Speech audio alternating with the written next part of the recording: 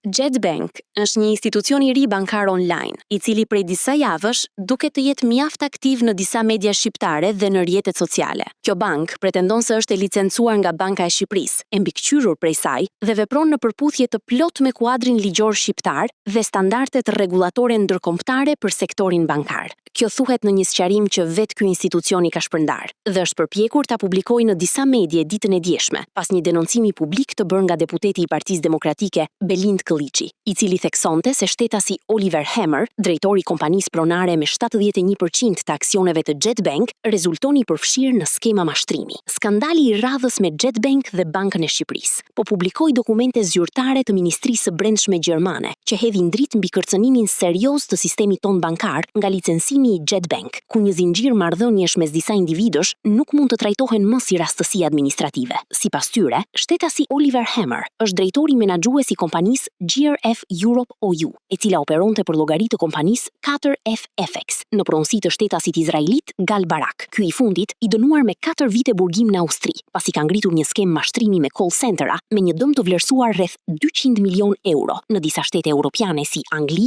Austri, Gjermani, Spanjë e tjerë. Në një tjetër dokument shihet qartë se Oliver Hammer është edhe drejtori i kompanisë regjistruar në Qipro, Constador Ltd. Pikërisht kjo kompani është pronare me 71% e Jet Bank, të parës bank online në Shqipëri. Në këtë pikë, çështja nuk është më thjesht ligjore, por sistemike. Banka e Shqipërisë ka licencuar këta individ për të hapur bankën e parë online në vend, duke ngritur pikpyetje serioze mbi standardet e verifikimit dhe integritetin e procesit. Por, më shumë se kaq, pyetja që shtrohet sot nuk është nëse ka pasur shkelje ligjore, por përtek saj, apo lejojmë që Shqipëria të evoluojë nga një bazë operative e call centerave që zhvasin qytetarët evropian në një nyje të pastrimit të këtyre parave. Nëse kjo vija alarmi kalon pa reagim, ky skandal do të përbënte një rrezik të drejtë për besueshmërinë dhe qëndrueshmërinë e vetë sistemit bankar shqiptar, shkroi Këlliçi. Menjëherë pas publikimit të Belind Këlliçit, banka duket se ka kërcyer nga belaja. Në sqarimin që ka tentuar të publikojë në medie, banka pranon se shtetasi Oliver Hammer, mbi të cilin bëhet denoncimi i deputetit Këlliçi, ka qenë i përfshirë në procesin e regjistrimit të shoqërisë. Sipas bankës, nuk ka pasur rol kontrollues apo operacional dhe funksione ekzekutive në bank. Denoncimi i Belind Këlliçit i drejtohej shtetasit Oliver Hammer dhe banka e pranon se ai ka qenë i përfshirë, pavarësisht se përpiqet të theksojë se aktivitetet e paligjshme të zotit Hammer nuk lidhen me veprimtarinë e Jet Bank.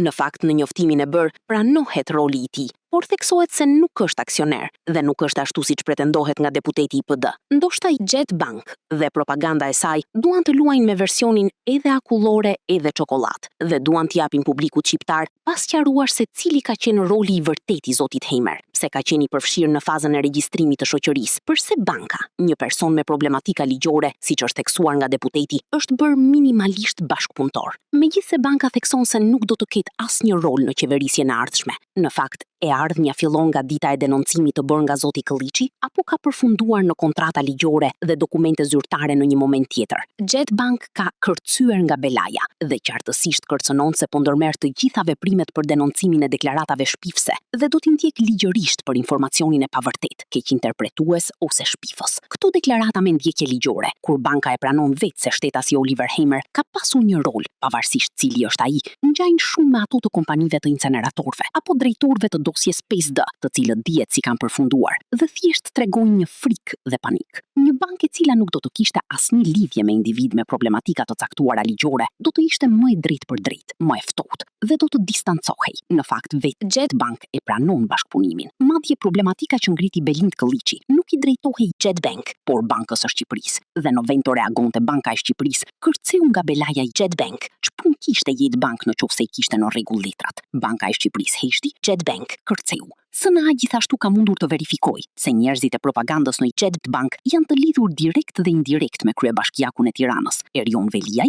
dhe drejtorët e dosjes 5D. Ne do të sjellim një material më të plot për të treguar këto lidhje dhe ngjashmërinë e deklaratës së Jet Bank që kalon sa te kompania Google e Arbër Veliajt, aq dhe te Redi Molla i dosjes 5D.